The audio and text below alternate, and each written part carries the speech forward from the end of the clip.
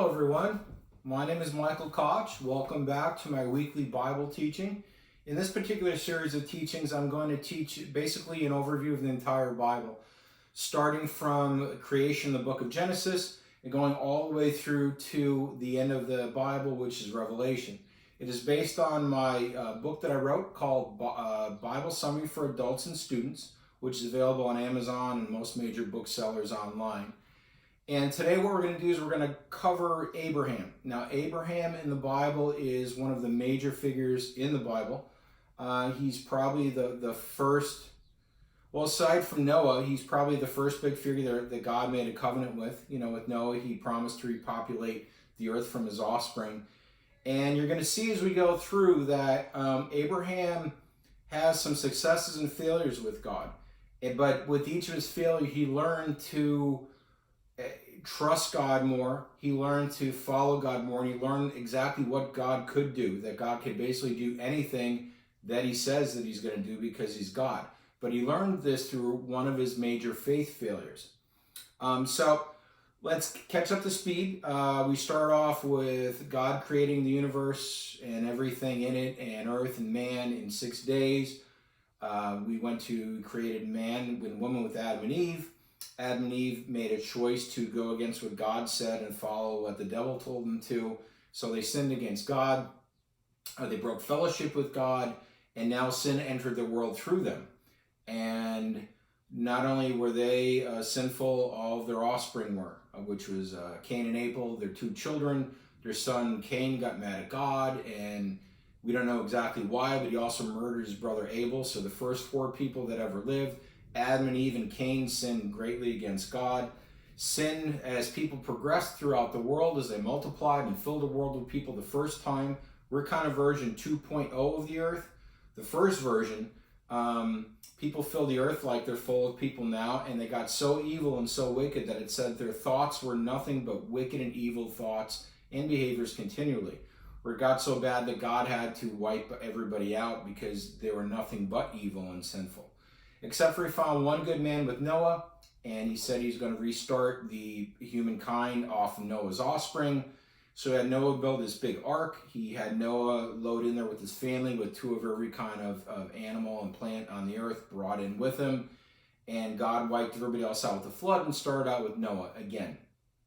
People began to populate. We hear about the Tower of Babel, whereas people started to, reproduce. Instead of spreading out, they decided to all cluster in one clump and to build this great tower up to the heavens. It seemed like a thing of pride. It seemed like a thing of rebellion. And God said, we're not going to do this again. So he scrambled all their languages. So everybody spoke a different language. They couldn't understand each other. So they dispersed. And this is where we pick up now. It's a little bit later. We're going to pick up with a man named Abram. Not Abraham. He will be called Abraham later. He is called Abram here. One other thing I want to make a mention of is in this particular series of Bible teachings, I do not have pauses after my sentences. I have two very different Bible teachings. One is I have a pause after every sentence because on my Facebook page, I have around 50,000 followers now, and many of them, if not most of them, are from Asia and Africa, which speak different languages, many of them, than English. So I have pauses after every sentence in those teachings so that after I say every sentence, my teaching could be then translated into whatever home language is watching the video. But in this particular series of teachings, it's just going to be English all the way through. There's not going to be any pauses for translations. And this particular series of teachings too is going to go right through the Bible, through every major event, till we get to the end of the book of Revelation. So now, okay, so we heard of Noah, and now we're in the Tower of Babel. Now we're going to Abraham. After the fall of the Tower of Babel, the people spread out over the earth and they multiplied. There was a man named Abram in the land of Haran. God came to Abram and told him to go from his country and take his family to a land that God would show him. If he did this, God promised to bless Abram and make a great nation from his descendants, and his name would be great. His descendants would be as numerous as the sand grains on the seashore, and God said, in you all families of the earth shall be blessed. And that quote came from Genesis chapter 12, verse 3. Abram followed God. He went and he did what God told him to. Now he's old at the time. Abram was 75 years old at the time when God told him, hey, go out and I'm going to send you out and you're going to do some things for me. Do what I tell you to do. So the good news about that, he was old. We're never too old to be used by God. God can use us at any time in our lives. Abram was an old man and he decided to use him to do this. Abram took his wife Sarai and his nephew Lot with him on their journey to the land of Canaan. God told him, you're going to go to this land of Canaan. When they arrived at the land of Canaan, God told Abram that he would give this land to his offspring, to Abram's offspring. Now at the time, the Canaanites were living in this land. Abram built an altar there, but he kept moving on to the land of Negeb, N-A-G-E-B, N-E-G-E-B, where God instructed him to go. And that was found in Genesis chapters 11 and in 12 verses 1 to 9. Now there's a famine in the land that Abram was in the land of Negeb. So Abram went down to Egypt due to the famine. I don't think God told him to go to Egypt, but he decided on his own. I'm going to go to Egypt because there's a famine here. Abram told his wife Sarai that because she was very beautiful, he feared the Egyptians might kill him and take Sarai if they found out that she is married to him because she's beautiful. They thought they might kill him and just abduct her. So Abram instructed Sarai to tell them that she was Abram's sister instead of his wife, which he did. Now news about her beauty reached Pharaoh, who took Sarai into his home, and he dealt well with Abram because of this, because he thought that Abram and Sarai were brother and sister, not husband and wife. Abram lied to them. But God afflicted Pharaoh and his house with severe plagues because Pharaoh took another man's wife. Pharaoh angrily called Abram and asked him why he told him that Sarai was his sister instead of his wife. Pharaoh then sent both Abram and Sarai away because of this. And that's found in Genesis chapter 12, verses 10 to 20.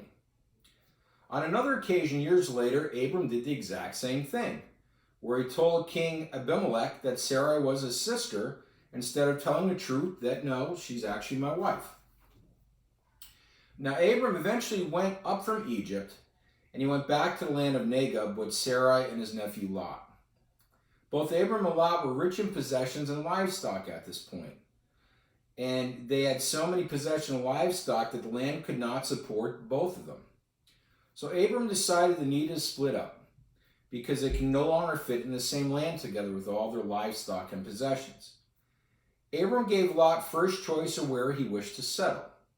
Lot settled in a city called Sodom because it was well watered everywhere like Egypt was. Abraham settled in the land of Canaan. And this is found in Genesis chapter 13, verses 1 to 13. At one point, there were battles between the kings of the surrounding areas. Abram's nephew Lot was captured during one of these battles. Abram gathered 301 men and rescued Lot, his people, and his possessions from being captured. When Abram returned, he was blessed by Melchizedek, the king of Salem, priest of the Most High God. We're going to hear more about Melchizedek way later in the letters in the New Testament. Melchizedek blessed Abram, saying, "Blessed be Abram by God Most High, possessor of heaven and earth, and blessed be God Most High, who has delivered your enemies into your hand." That can be found in Genesis chapter 14, verse 19 and 20. Abram then gave Melchizedek 1/10 of everything that he owned. This was the first tithe. You know, in Jewish tradition, they tithe, where they give their temple or their church, or, 1/10 of their earnings. Well, here is the first time Abram gave 1/10 to the high priest Melchizedek. God appeared to Abram and told him that he's going to have a son, and this son is going to be his heir. He told Abram that his offspring would be as numerous as the stars. God then gave Abram the following prophecy. God told Abram, "Know for certain that your offspring will be sojourners in a land that is not theirs, and they will be servants there, and they will be afflicted for 400 years. But I, God, will bring judgment on the nation that they serve." and afterward they shall come out with great possessions. And they shall come back here in the fourth generation, for the iniquity of the Amorites is not yet complete. That's found in Genesis chapter 15, verses 12 to 14 and verse 16. That will happen later. A little while later, several generations from now, the Israelites will be taken as slaves and captives in Egypt. They will be there for 430 years. God will rescue them through Moses, and when they leave, they will take many of the possessions of Egypt with them. Now, at this time, when Abram was around, there were two cities that did very evil things. The cities' names were Sodom and Gomorrah. God told Abram that he would destroy these two cities because they were overwhelmingly evil. This made Abram sad.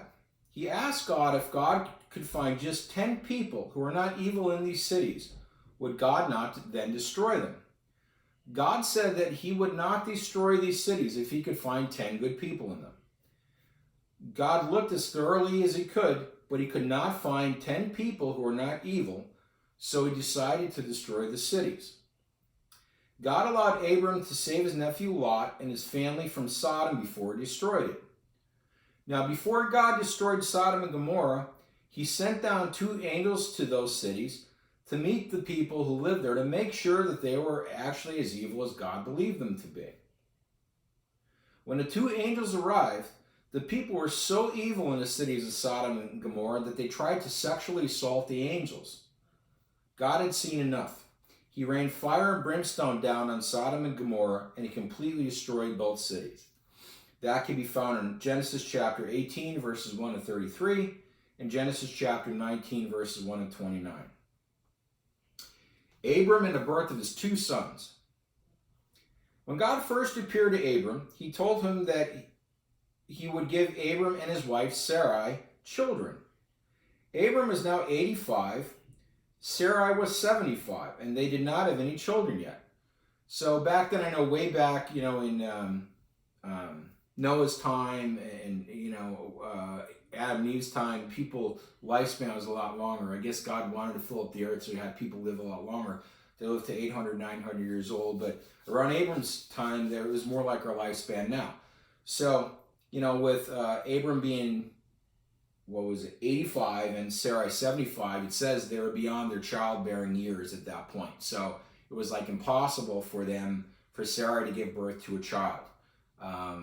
But yet God promised Abram that he would give him an heir through Sarai. And so, they, in the natural look like the impossible. Like today, how can a 75-year-old woman give birth to a child? So they, it tested their faith. Did they believe God could deliver a child to Sarai? She's 75. Didn't happen yet. Because of this, and that was found in Genesis chapter 16, verses 15, Sarai believed that God prevented her from actually having any children. Sarai thought up this plan. She told Abram, Abram, you should take my servant Hagar as a second wife and have children with her because I'm too old to have children. I don't know what God was talking about, but I didn't have any children yet. So, this heir that he told you, apparently he's not coming for me because I'm 75. Abram listened to her and he took her servant as a second wife. Abram had a son with Sarai's servant, and God told him to name this son Ishmael. So Abraham had a son not with Sarai first, but with her servant that she gave him as a second wife, Hagar, and he had a son with her and he named him Ishmael. Now, having a second wife caused a lot of conflict between Hagar and Abraham's first wife, Sarai, as you can imagine. I can't imagine having 2 wives. I don't think they would get along very well. It doesn't seem like a good situation. Sarai then began to mistreat Hagar. The angel of the Lord came to Hagar, who was miserable because of this. He told her that her son, Ishmael, would have countless offspring, but he himself, Ishmael, would be a wild, rebellious man when he grew up. Now, this is found in Genesis chapter 16. God appeared to Abram when he was 99 years old. He told him again that if he followed God, he would make a great nation from his descendants. Kings would come from his offspring, and God would give them the land of Canaan as their everlasting possession. God made a covenant with Abram on this promise. For Abram's part, every male offspring would be circumcised throughout generations. God then changed Abram's name to Abraham and his wife Sarai's name to Sarah. God told Abraham that he would have a son with his wife Sarah, who is now 90. So now Abraham's 99, and Sarah at this time is 90. God appeared to him again and said, I told you, I'm going to give you a son who's going to be your heir. It's not Ishmael, who you had with your second wife. It's coming from Sarah. From Sarah. Sarah is 90. Yes, you're going to have a son with Sarah, who's 90, and he's going to be your heir. This is a son that God would establish his covenant through of making a great nation for Abraham. The next year, Sarah, in fact, had Abraham's son. They named the son Isaac. Abraham at this time was 100 years old, and Sarah was 90 years old when she had Isaac. This is Genesis chapter 17, verses 18 and 21. Now, this was a great learning lesson from Abraham, that God could do the impossible that he promised to do. This would come into play in a big way in trusting God later. Later, God is going to present Abraham now, with something he wants him to do that looks like it's impossible. Just like it was impossible for his wife Sarah to have a baby at age 90, like God asked him to do or told him he was going to do. Now Isaac, the child that Abraham had with his 90-year-old wife Sarah, he was a young child, and Hagar, Abraham's second wife, remained living with them along with their first son, Ishmael. Sarah became jealous and commanded that Abraham cast out Hagar and Ishmael because Sarah did not want Ishmael to be an heir along with her son, Isaac. Abraham did not want to do this to his son Ishmael. That was his son. He didn't want to basically, kick him out and say, get lost. You're banished. But God appeared to Abraham, and he told him it was okay to tell Hagar and Ishmael to go. God promised that he would also make a great nation out of Ishmael, because Ishmael was Abraham's offspring. Therefore, Abraham sent Hagar and Ishmael away. God looked after and took care of both of Hagar and Ishmael. That can be found in Genesis chapter 1, verses 8 to 21. God puts Abraham to a great test to see if Abraham will trust and follow God. God is going to put Abraham to possibly the biggest test in the Bible, aside from the test that Jesus Christ faced, because he carried the whole sins of the world on him. But aside from him, this may be, if not the biggest, one of the biggest tests that God put a person to.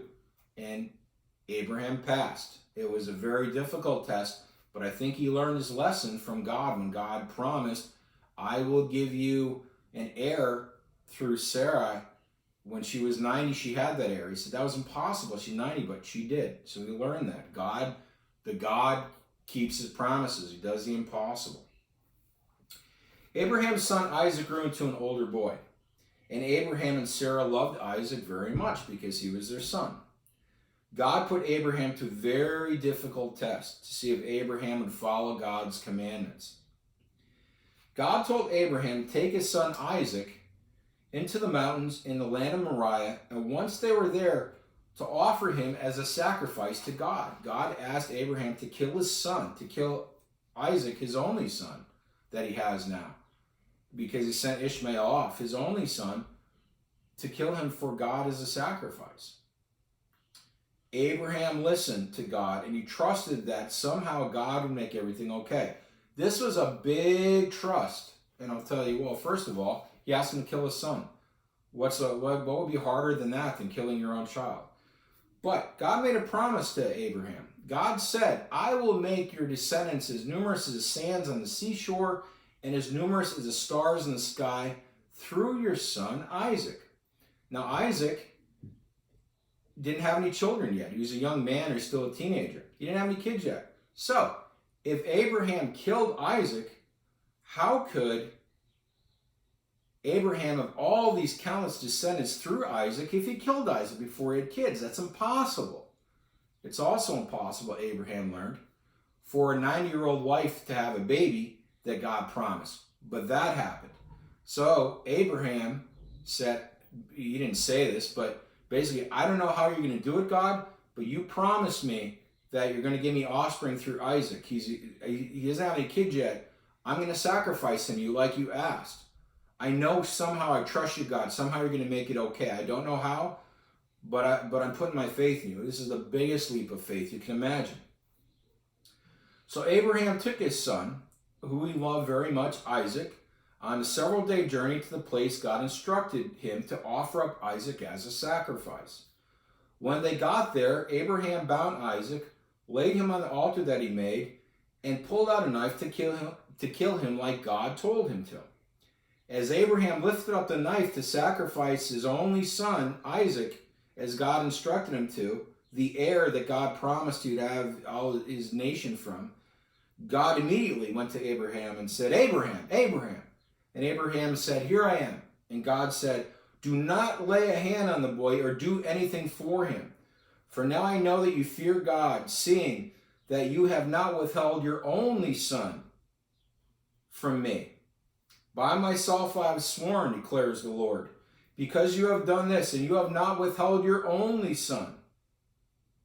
I will surely bless you, and I will surely multiply your children and grandchildren, as the stars of heaven and as the sand that is on the seashore.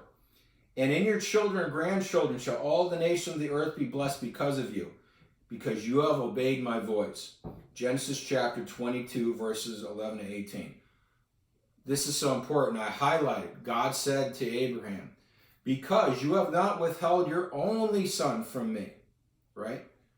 God found a man that was willing to sacrifice his son for God. Did that possibly prompt God to later sacrifice his only son for man? Don't forget, he said it twice. He emphasized it. Because you are willing to sacrifice and not withhold your only son for me. Is it possible that's why God did not withhold his only son for us? Because he found one man that loved God enough that he would sacrifice his only son, that God decided, I'm willing then to sacrifice my only son. Now, the difference is, God did not allow Abraham to sacrifice his son. He didn't have him kill him. He wanted to see what he was going to do, and he stopped him. But God actually did later sacrifice his only son for us. He didn't hold him back like he held Abraham back from sacrificing.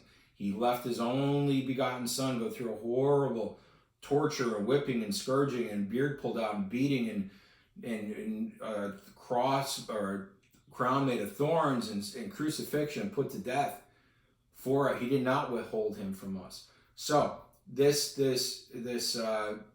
faith that Abraham had of not withholding his only son is monumental. Because Abraham trusted God and tried to do this most difficult task that God told him to do, which was to offer up his only son to God, God will later make it so that Abraham's children and grandchildren and future descendants beyond grandchildren